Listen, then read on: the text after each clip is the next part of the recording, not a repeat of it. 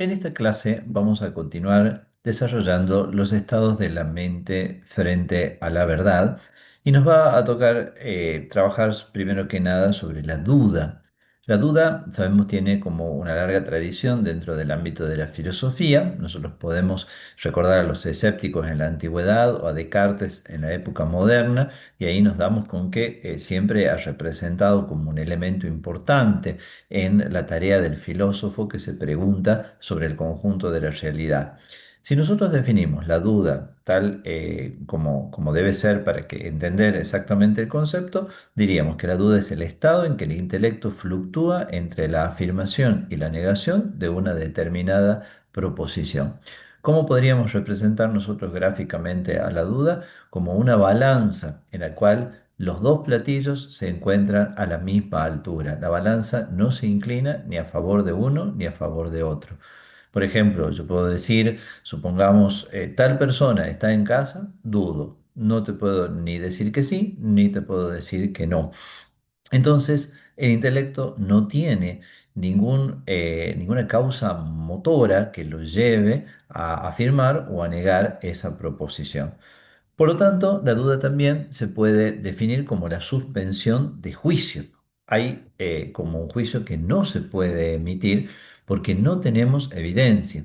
Ya habíamos visto en la clase anterior cómo la evidencia podía ser de diferentes tipos, podía tratarse de una evidencia inmediata cuando es algo que se presenta a nuestros sentidos o cuando surge como una intuición que realiza la inteligencia, como en el caso del conocimiento de los primeros principios.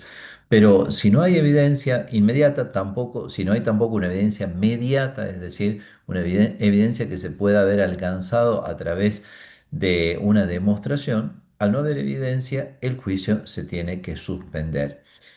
Hay que tener en cuenta que la duda no es lo mismo que la pregunta. La pregunta es como la exposición de un interrogante en el que se está buscando la verdad de algo. En la duda ya se ha llegado como una meta que no puede ser definitiva, que a veces angustiosamente se puede percibir como definitiva, como cuando uno dice, bueno, esto dudo y no tengo ninguna perspectiva de que en algún momento puedas llegar a alcanzar la verdad de este asunto. Entonces, en cambio, la pregunta no, la pregunta es la exposición de una ignorancia, o sea, yo estoy como exponiendo algo que no sé y esperando una respuesta. O sea, en la pregunta podríamos decir de alguna manera hay más esperanza que en la duda. En la duda es como que si no hubiera ya esperanza de que uno pudiera llegar a una certeza. La duda se distingue también de la conjetura, porque nosotros podríamos definir la conjetura como una especie de afirmación aventurada. Si estuviéramos en el ámbito de la ciencia, tal vez podríamos decir incluso una hipótesis que se presenta como una posible respuesta ante una situación problemática o ante a un interrogante que nosotros tenemos. Entonces, en el caso de la duda, más bien el carácter como angustioso que produce la duda es como ese equilibrio que no se rompe entre los dos platillos de la balanza y que siempre es como un equilibrio un poquito inestable. Además de que, como vamos a ver, eh, como se puede ver también incluso cuando uno estudia la ética, no se puede obrar con una conciencia dudosa, no se puede obrar con la duda paraliza, la duda impide que la acción se desarrolle. Por eso, a diferencia de lo que pensaban los escépticos en la antigüedad o de lo que también de alguna manera transmitió Descartes, la duda no puede ser una actitud universal. Nosotros partimos ya de certezas, siempre tenemos algunas certezas. ¿Cuáles son esas certezas? Bueno, básicamente la de los primeros principios, la de la evidencia, la de las cosas que por evidencia nos ofrecen nuestros sentidos, la experiencia y también muchas otras cosas que ya se encuentran probadas suficientemente y de las cuales no se debe dudar o de las cuales no es lícito dudar. A veces cuando se duda de cosas que no se debe dudar, puede estar esto encubriendo como una actitud de orgullo en la cual la persona necesita tener por sí misma todas las comprobaciones, todas las pruebas y todas las explicaciones y de alguna manera está reduciendo la realidad a, podríamos decir, a lo limitado de su propia del alcance limitado, ¿no es cierto?, que tiene su propia inteligencia. Entonces, la duda no puede ser una actitud universal. Fíjense cómo, por ejemplo, los antiguos escépticos admitían que en algunos casos había que aceptar algunas mínimas certezas para la vida cotidiana, porque si no, si uno tuviera una duda universal, no podría ni siquiera dar un paso, caminar un paso adelante. El mismo Descartes eh, propone la duda como una actitud metodológica universal, ¿no? Fíjense, ya no es como con el escepticismo total, como una especie de desencanto o desesperanza sobre todo conocimiento, sino una actitud metodológica en la cual nosotros tenemos que dudar de todo, dice Descartes, para poder alcanzar alguna certeza indubitable, que como sabemos va a ser el pienso, luego existo. Pero también se equivocaba Descartes en eso porque ni siquiera como una actitud metodológica se puede partir de la duda. De la duda realmente no puede salir ningún tipo de conocimiento, sino va acompañada la duda también de algunas certezas, que eso es lo que normalmente acontece en nuestra vida. Dudamos de algunas cosas, pero tenemos otras certezas en las que nos apoyamos y entonces esa sensación de desesperanza que de por sí produce la duda puede ser vencida y hay una esperanza de alcanzar la realidad, la verdad de las cosas. La duda también admite algunas clasificaciones. Nosotros hablamos de una duda positiva cuando existen elementos en favor de ambas posiciones contradictorias, ¿no? Entonces, yo puedo tener una serie de argumentos o una serie de elementos que me inclinan a la afirmación y otra serie de elementos tan fuertes como los primeros que me inclinan a la negación. Entonces, en ese caso, siguiendo con el símil de la balanza, los dos platillos de la balanza permanecen en equilibrio, pero porque los dos están cargados con un peso semejante. Ese es el caso de la duda positiva. En cambio, en el caso de la duda negativa, nosotros estamos en una situación muy semejante a la de la ignorancia. Cuando, por ejemplo, me dicen a mí si me hacen una pregunta sobre una cosa sobre la cual yo no sé absolutamente nada, yo puedo decir, mira, dudo de decirte sí o no, porque realmente no tengo ningún elemento ni que me incline hacia el sí, ni que me incline hacia el no. Entonces, ese es el caso de la duda negativa. También nosotros podemos clasificar la duda como duda de hecho o duda de derecho. ¿M? En el caso de la duda de hecho, el punto sobre el cual se está dudando es si un determinado hecho sucedió, es decir, si pasó efectivamente algo sobre lo cual se está como indagando o investigando. En el caso de la duda de derecho, más bien no se duda del hecho en sí, sino que se duda de qué tipo de legislación debe aplicarse a ese hecho con el cual nosotros nos encontramos. Por ejemplo, en algún caso uno puede tener claramente la conciencia de que ha pasado algo, de que ha muerto una persona, eso está claro, ese es el hecho, pero ¿qué tenemos que aplicar como derecho? ¿Será eso un homicidio? ¿Qué tipo de homicidio? Bueno, todo eso evidentemente va a tener implicaciones muy importantes a la hora de que se juzgue el hecho y que se determine la culpabilidad, e incluso también la sentencia que se le tiene que aplicar a una determinada persona por eso que ha sucedido. Entonces, duda positiva cuando existen argumentos iguales en ambas partes, en ambos platillos de la balanza, de tal forma que el espíritu no se inclina ni por la afirmación ni por la negación. Duda negativa cuando no hay argumentos ni para una afirmación ni para una negación. Duda de hecho es sobre si un determinado hecho sucedió. Duda de derecho es teniendo la certeza de que el hecho sucedió, qué ley o norma se le aplica a ese hecho o si una ley o norma que aparentemente es aplicable realmente lo es, realmente debe aplicársele a ese hecho sucedido. Si pasamos a otro estado de la mente en relación con la verdad, nos encontramos con la opinión. La opinión consiste en el asentimiento a una parte de la contradicción con el temor de que la opuesta sea verdadera. Recordemos qué significa esto de las partes de la contradicción.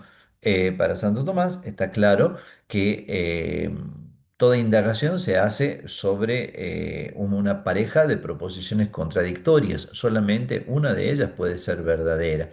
Entonces, por ejemplo, yo digo, el sol saldrá mañana, el sol no saldrá mañana. ¿M? Entonces, no pueden ser las dos verdaderas al mismo tiempo, una de las dos tiene que ser verdadera. Entonces, cuando hablamos de las partes de la contradicción, queremos decir, bueno, asiento a una parte de la contradicción, pero conservo un cierto temor, fíjense cómo interviene un elemento emocional, afectivo, ¿m?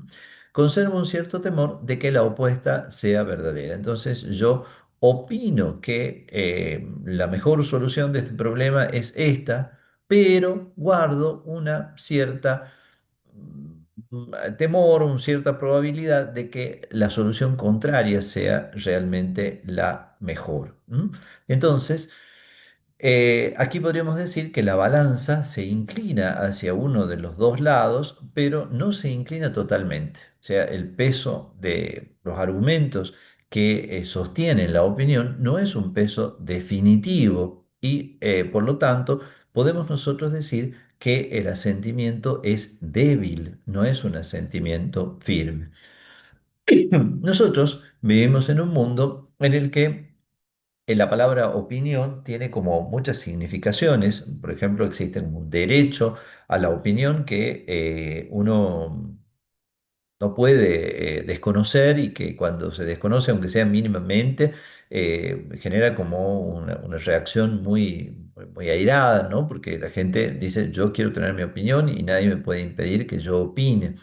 ¿No? También hablamos muchas veces de la opinión pública, es decir, como una especie de opinión generalizada que ya no corresponde a una o a dos personas, sino a una entidad difusa que podríamos decir es el público, ¿no? O el pueblo, entonces que más o menos sostiene un mismo parecer respecto de un determinado asunto. Lo cual siempre es bastante relativo porque sabemos que la opinión pública así entendida puede en definitiva ser como muy modelada por la acción de los medios de comunicación. Si los medios de comunicación repiten permanentemente una determinada teoría o hipótesis sobre algún asunto, posiblemente muchas personas terminarán por asentir a eso. Pero la opinión, si nosotros la vamos a considerar más desde el punto de la nociología, la opinión condice bien con una condición metafísica de las cosas que es la de la contingencia. Entonces, hay saber y hay ciencia, lo dirían tanto Aristóteles como Platón, de lo necesario y de lo universal. Pero de las cosas que son contingentes, particulares, entiéndase por contingente lo que puede ser de una manera o puede ser de otra, ¿no? Entonces estamos en el terreno de la opinión. Y está entonces muy bien que existan diferentes opiniones. Por ejemplo, si tenemos que resolver un problema práctico, supongamos cómo enseñar a los niños a leer y escribir, por decir un ejemplo que tantas veces reaparece en los debates pedagógicos. Bueno, seguramente habrá varias opiniones y habrá que considerar los pros y los contras de esas diferentes opiniones. Por eso es importante que las opiniones en general puedan ser opiniones que tienen una fundamentación. Muchas veces lo triste de esta pluralidad de opiniones, de este ametrallamiento de opiniones con el que nos encontramos en muchas oportunidades, es que la gente opina prácticamente de todo sin tener ningún tipo de fundamento. Entonces, opina simplemente por un movimiento de emotividad, porque le cayó mejor el que dijo tal cosa o el que dijo tal otra, o porque muchos lo dicen, o porque lo dice alguien más o menos autorizado, o porque lo dice alguna figura del espectáculo o alguna figura del deporte. Entonces ahí nos encontramos ante una tergiversación de lo que es la verdadera opinión. La opinión entonces es válida cuando nos encontramos en materia contingente. San Agustín tenía esa famosa frase, en las cosas necesarias, unidad, en las cosas contingentes, pluralidad, y en todas las cosas, caridad. ¿M? Entonces, la opinión es para las cosas contingentes. Pero aún así, cuando yo voy a opinar acerca de algo contingente, cuál sería el mejor método educativo en tal lugar y en tal momento, tengo que darle fundamentos a mis opiniones. No puedo decir simplemente porque me parece, porque lo siento así, o porque me gustó la cara o el discurso de alguien que opinó en el mismo sentido. Por lo tanto, nosotros tenemos que aprender a opinar y para poder opinar, tener el fundamento de aquello que estamos opinando. Y en una opinión matizada, en una opinión bien articulada, también es importante que podamos tener en cuenta las posiciones de los contrarios. Ustedes, si van a leer las obras más serias de la filosofía o de la teología, normalmente los autores exponen su posición en asuntos que son contingentes o que pueden ser diversamente explicados, exponen su posición, pero no dejan de tener en cuenta y de exponer lealmente también las posiciones contrarias e incluso las argumentaciones que utilizan quienes opinan en contrario. Por ejemplo, en una cuestión histórica, que es una cuestión siempre bastante contingente, nosotros podemos decir, bueno, según mi opinión y de acuerdo a las pruebas o a los documentos de los cuales dispongo, tal cosa sucedió de tal manera. Pero también, como me he formado y me he preparado suficientemente, conozco que hay otros estudiosos que opinan diferente y que para eso se fundamentan en otros argumentos y por lo tanto pongo a consideración de aquel que está frente a mí no solo mi propia opinión, sino también las opiniones diversas. El pluralismo de opiniones, entonces, es una realidad no solo de hecho, sino que también es una realidad lícita cuando nos encontramos frente a lo contingente. Por supuesto que nosotros no podemos obligar a nadie a aceptar las verdades, pero sí resulta particularmente doloroso cuando en nombre del pluralismo las personas afirman cosas que son claramente falsas, ¿no? Quizá uno de los ejemplos más tristes puede ser el caso del aborto, que se presenta como un derecho cuando está palmariamente demostrado que el ser humano existe como tal desde el mismo momento de la concepción. Entonces, si bien, por supuesto, no podemos obligar a nadie a que acepte esto, realmente resulta penoso como se niega la evidencia. Entonces, ahí nos encontraríamos en un caso de un pluralismo que no termina de ser éticamente correcto. Y en cambio, en otros casos, los pluralismos netamente sí son correctos porque nos encontramos frente a cuestiones que son contingentes. La fe es otro estado de la mente en relación con la verdad. Nosotros, quizá al oír la palabra fe, pensamos que estamos entrando dentro de un ámbito más puramente religioso, pero tenemos que recordar que la fe como virtud teologal no es el único significado que tiene la palabra fe. En nociología, la palabra fe significa un asentimiento que se da no por la evidencia, sino por otras razones. En la fe, la voluntad mueve al entendimiento a sentir, pero no porque tenga delante de los ojos la evidencia, sino basándose en el testimonio y o la autoridad de otra persona. Entonces, la voluntad le dice al entendimiento que asienta. ¿Por qué? Porque se encuentra frente a un testimonio fiable. Por eso, nosotros vamos a ver cómo en la Biblia el testimonio tiene tanta importancia. ¿M? Pero no solo en la Biblia, sino también en todas las otras cuestiones en las cuales de alguna manera interviene la fe. Bueno, entonces la voluntad mueve al entendimiento a sentir. No lo mueve una evidencia inmediata, como el caso de los primeros sentidos, de los primeros principios o de los datos que nos ofrecen los sentidos. Tampoco nos mueve una evidencia mediata, como es el caso de las disciplinas, de las conclusiones de las disciplinas científicas que son obtenidas por una demostración, sino que lo que nos mueve es el testimonio de otro.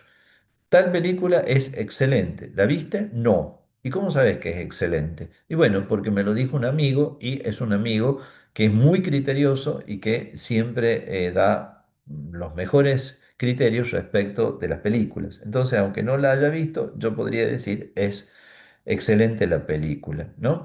Mi hijo no cometió el crimen. ¿Cómo sabe usted? Y bueno, porque soy la mamá. Bueno, entonces capaz que la mamá cree, ¿no es cierto?, en su hijo, porque, no sé, porque lo conoce muy bien, porque la mamá lo ha criado desde pequeño y sabe qué valores le ha inculcado, ¿no? Pero bueno, no tiene evidencia de que realmente el hijo sea inocente. ¿M? Entonces, en la fe nos basamos en el testimonio y autoridad de otro. Los dos ejemplos que acabo de poner son ejemplos de fe humana, pero como sabemos bien, también existe la fe sobrenatural o teologal. Esta fe, que es una virtud infusa, que es un don de Dios, proviene como una gracia del mismo Dios, pero también en su estructura humana es una propuesta de una verdad o una serie de verdades al asentimiento de la inteligencia humana, pero no basándose en la evidencia, sino basándose en la autoridad de Dios que revela. Entonces, fíjense cómo en la fe intervienen activamente las dos potencias principales que tenemos los seres humanos. La inteligencia, entonces, eh, recibe como una serie de proposiciones, por eso nosotros tenemos las proposiciones de la fe y por eso la fe no es una simple confianza vaga en Dios, sino que la fe tiene unos contenidos, esos contenidos están sintetizados en el credo o en los diferentes credos, bueno, que son todos coincidentes, por supuesto, ¿no? Pero tenemos una serie de contenidos que se ofrecen a la inteligencia y a los cuales la inteligencia asiente movida por la voluntad que acepta el testimonio y la autoridad de Dios que revela. También de Dios que revela, que no se revela a sí mismo, podríamos decir así, directamente a cada uno de los seres humanos, sino que lo hace a través de todo el conjunto de la revelación, de los patriarcas, de los profetas, de Cristo, es el centro y culmen de toda la revelación, de los apóstoles, de la iglesia, etcétera. ¿Mm? Entonces, la fe sobrenatural significa esa aceptación de las verdades reveladas por Dios, precisamente basándonos en el testimonio y en la autoridad de Dios que revela y no en la evidencia de esas verdades. Por eso la fe engendra una cierta certeza, pero es una certeza libre, porque nadie cree si no quiere. Frase que textualmente corresponde a San Agustín. Nemo credit nisi volens. Nadie puede creer si no quiere. Nosotros creemos porque queremos. Creemos porque amamos. Por eso uno cree en algo, entonces uno puede creer en la existencia de Dios, puede creer en la presencia real de Cristo en la Eucaristía, en la virginidad de María, en la Trinidad o en la Encarnación, pero antes de creer en algo, creemos a alguien. Entonces, la fe tiene intrínsecamente una estructura comunicacional interpersonal, ¿no? De dos personas que se quieren, que se aman y por lo tanto una de ellas cree lo que el otro le dice. Por eso, en el caso de la fe sobrenatural, solo es posible que se dé por la gracia, porque tiene que ser movido el entendimiento por la voluntad por la gracia, para poder aceptar el testimonio de la revelación divina. Más allá de la fe teologal o sobrenatural, es importante darnos cuenta de que la fe humana es necesaria e imprescindible dentro de nuestra existencia, porque hay muchísimas cosas de las cuales nosotros no podemos tener una evidencia y por lo tanto no tenemos una certeza, sino que simplemente las aceptamos por fe, como por ejemplo el hecho de que nuestros padres sean nuestros padres y muchas otras cuestiones que no podemos comprobar. Finalmente, el error sería el último de los estados de la mente en relación con la verdad que tenemos que considerar. Hay algunas distinciones terminológicas que es importante que hagamos. Nesciencia se llama a la simple ausencia de saber. Ignorancia se distingue de la nesciencia porque es la ausencia de un saber debido. Entonces, qué sé yo, un niñito recién nacido tiene nesciencia de casi todo, no sabe porque no sabe, porque es demasiado chiquitito. Pero supongamos, si un niño de 10 años no sabe leer y escribir, A eso ya no le llamamos nesciencia, le llamamos ignorancia. A esa edad ya debería saber. O si una persona no sabe alguna cosa que sea esencial de su oficio, profesión, entonces llamaríamos ignorancia. O si un cristiano adulto no conoce los elementos y verdades fundamentales de la propia fe, entonces también llamaríamos ignorancia. La ignorancia, bajo esta consideración, siempre es culpable. Vamos a ver, hay otras maneras de entender la ignorancia, eso se lo ve después en ética, en la cual hablamos de una ignorancia inculpable. Pero en principio, nesciencia es el no saber como simple no saber, ignorancia la ausencia de un saber debido. Eh, la falsedad, por el contrario, es la inadecuación del entendimiento con la realidad. La falsedad lógica se da en las proposiciones y la falsedad ontológica cuando las cosas aparentan ser algo y son algo totalmente distinto, ¿no es cierto? Como por ejemplo si uno a lo lejos ve algo y después cuando lo toca de cerca se da cuenta de que ese billete era falso o que era una puerta falsa o una ventana falsa, ¿no? Entonces ahí hablamos de una falsedad ontológica, produce una estimación de algo que no es. La falsedad moral se da cuando se miente y estamos en el deseo de engañar a otros, que es el que nos impide, digamos así, la adecuación de la verdad. La falsedad siempre es accidental, igual que el mal es accidental, es decir, tiene que apoyarse siempre en el bien.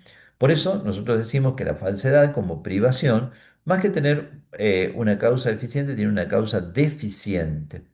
El error, como juicio, tiene una causa eficiente que son las pasiones, la falta de reflexión que hace que yo emita un juicio inadecuado.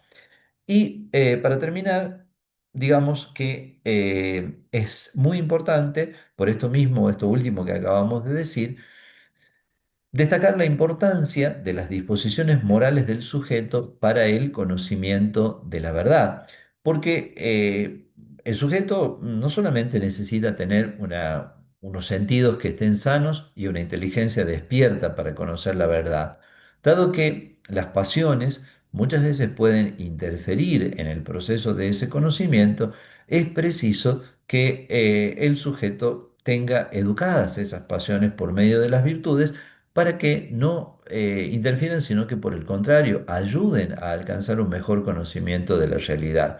Por ejemplo, si yo estoy muy enojado con una persona, bueno, seguramente que esa persona puede ser incluso un miembro de mi familia, ¿no es cierto? Bueno, seguramente voy a emitir juicios distorsionados sobre esa persona, voy a hablar mal de esa persona, no voy a mirar lo bueno, voy a exagerar lo malo, entonces no voy a llegar al conocimiento adecuado de la verdad. Si yo estoy dominado por un vicio, entonces cuando me expliquen por qué tal o cual conducta es un vicio, como yo estoy dominado por eso y me atrae tanto y me tiene como tan esclavizado, no voy a lograr tampoco entender que eso es un vicio, ¿no? O al revés, me explican que algo es muy bueno, pero como yo tengo mi capacidad para el bien no la tengo suficientemente desarrollada y estoy como más bien medio esclavizado por las pasiones, entonces no voy a poder entender que eso es un bien. Entonces,